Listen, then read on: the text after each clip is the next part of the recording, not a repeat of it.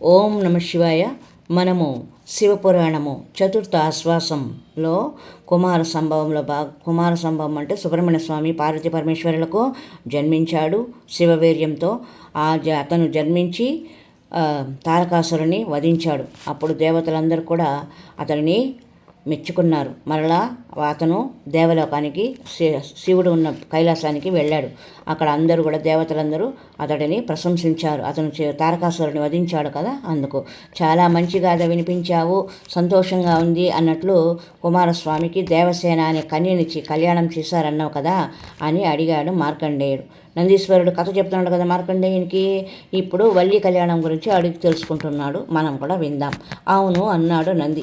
మరి స్వామివారి భార్య పేరు వల్లి అంటారు కదా, వల్లి సుబ్రహ్మణ్యేశ్వరుడి పేరు పెద్ద పేరు కదా, ఆమె కథ కూడా వినిపించుకోమని కోరాడు మృకండతనుజుడు అంటే మార్కండేయుడు.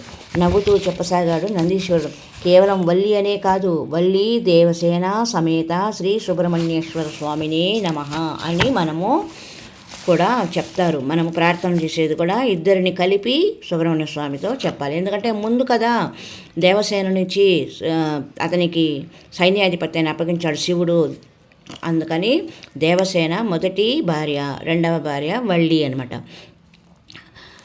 అయినా నువ్వు చెప్పినట్లు వల్లి సుబ్రహ్మణ్యేశ్వరుల అవడమే బాగా ప్రచారంలో ఉన్న విషయము చెబుతాను విను అంటూ నందీశ్వరుడు మార్కండేయునికి వల్లి కళ్యాణాన్ని చెబుతున్నారు. హిమాలయ ప్రాంతంలోనే ఒక బిల్లపురం ఉండేది. దాని రాజు పులిందుడు గొప్ప శివభక్తుడు. అతడు ఒకనాడు భార్యాసమంతంగా వేట కోసం అడవిలోకి వెళ్ళాడు. ఆ అడవిలోనే శివుడు అనే ఒక తాపసి ఉంటున్నాడు.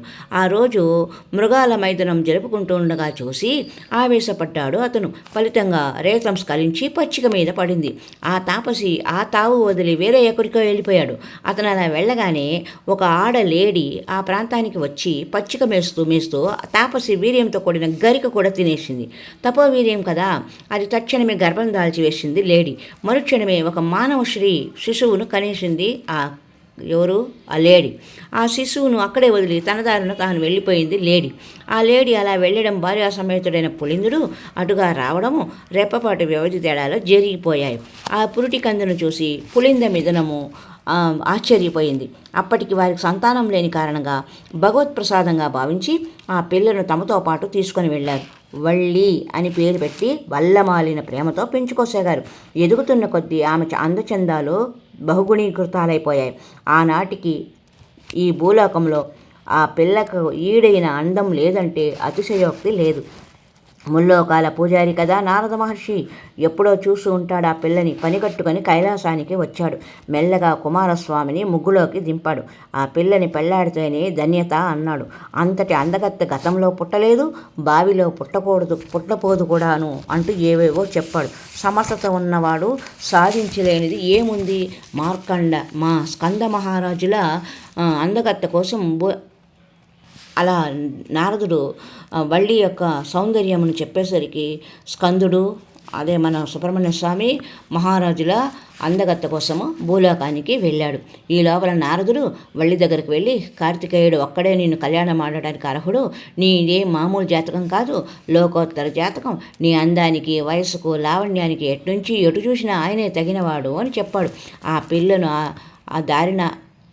దారిన ఆర్నయుణ్ణి తప్ప అన్యుని వలనని కూర్చుంది. కుమారస్వామి భూలోకంకి వచ్చి మారువేషంలో బెల్లపురం చేరి ఆ పిల్లను చూశాడు. అక్కడికక్కడే మనసు పారేసుకున్నాడు.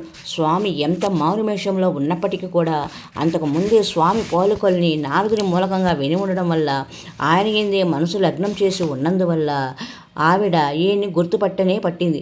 చూపులతోనే సంజ్ఞలతోనే సంకేత స్థలాలు, ఆయా స్థలాలలో స్థరాసాలు అన్నీ అయిపోయాయి. ఎంత జరిగినా ధర్మం తప్పదు కదా, దివ్యజన్ములు. అందుచేత స్వామిని వారు కూడా వారి తల్లిదండ్రులకి వార్తలు అందించారు.